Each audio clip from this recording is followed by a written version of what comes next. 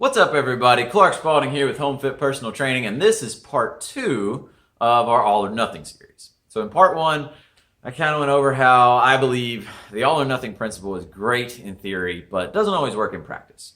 Because ultimately, you end up shooting for that all the time. It becomes overwhelming, and you end up resorting to nothing, which results in backtracking and actually ending up further back than you were when you started on your path to your goal or whatever you set out to do. You got to have some leniency. You're going to fall everywhere in between depending on the day. 0%, 20%, 40%, 80%, 90%. Of course, we want to aim for that 100. We want to get to that 100% as much as we possibly can. We want to get to that all. But you got to have some leniency in yourself for when that doesn't happen, and don't resort to the nothing. You got to accept the numbers in between. So today, I'm going to talk to you about the all or nothing principle regarding specifically exercise and your workouts. So, how are we going to do that? When we measure a workout, we measure it through the FIT principle. FITT, frequency, intensity, time, and type.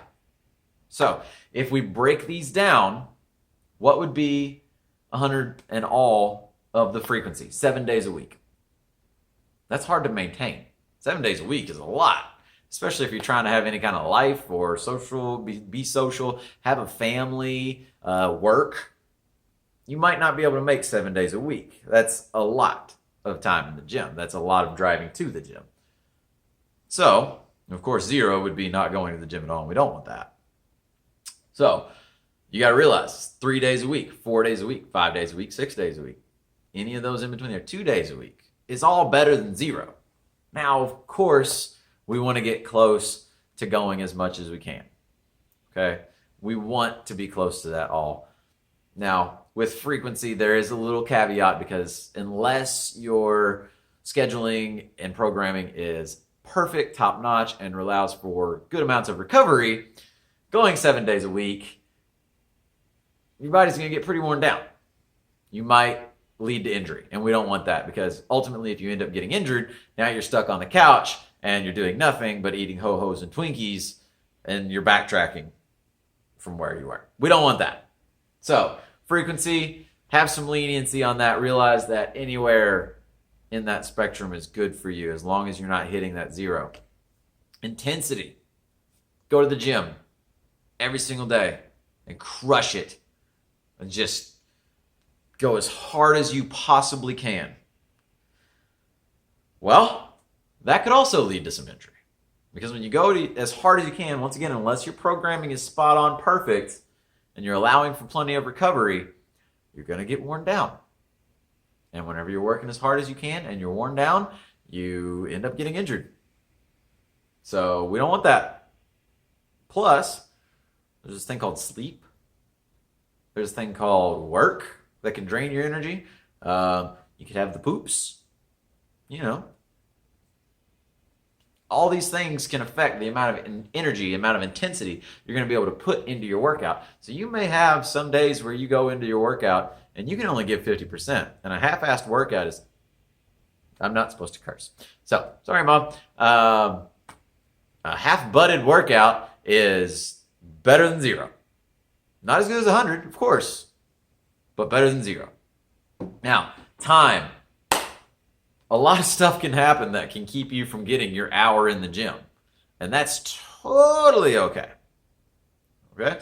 Maybe traffic was bad. Maybe you got a late start in the morning. Maybe your mom called you and talked on the phone too long. Hi again, Mom. So maybe you get to the gym and you only have 20 minutes left. Don't resort to the 0. Don't say, well, I only have 20 minutes, so it's not even worth it. I might as well just go home or skip the gym. No, that's 0. That's not getting you anywhere. Take that 20 minutes, make it a great workout, because you can get a great workout in 20 minutes as long as you try hard, as long as the intensity's there. So do it. Don't resort to that nothing. Just because you don't get the all, don't fall to the nothing.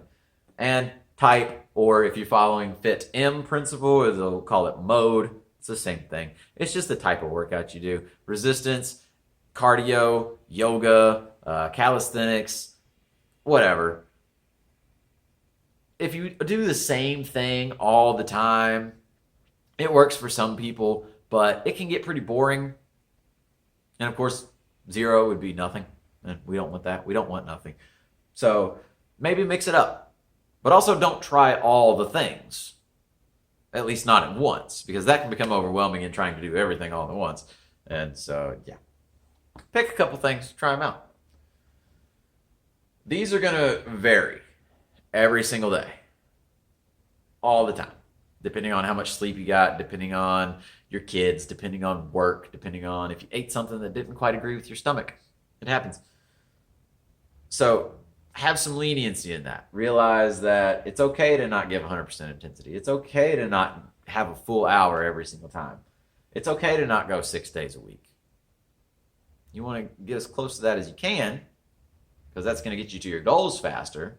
It's going to get you where you want to be, but it's all right if you don't. 50% is better than 0. 20% is better than 0. 80% is better than all that.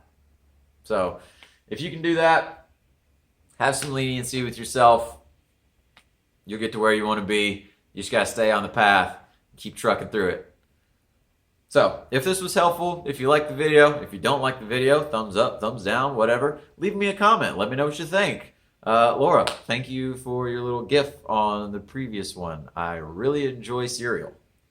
Not really, I don't like cereal. But anyways, yeah, feel free to share. See you next time.